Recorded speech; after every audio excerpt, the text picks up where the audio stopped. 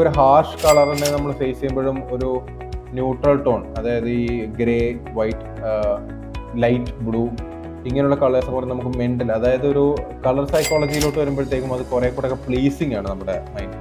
Light ആയിട്ടുള്ള ഒരു കളറിനെ നമ്മൾ ഫേസ് ചെയ്യുമ്പോൾ പറ്റുന്ന ആ ഒരു സ്ട്രെസ് ലെവൽ ഉണ്ടല്ലോ, that difference will be there. ചെറിയ റൂമിൽ നമ്മൾ ഒരു ഭയങ്കര കോൺട്രാസ്റ്റ് ഒരു കളർ യൂസ് ചെയ്യുന്ന നേരം ലൈറ്റ് കളേഴ്സ് പോലെ യൂസ് ചെയ്യുകയാണെങ്കിൽ വിൽ ഫീൽ മച്ച് ബിഗർ.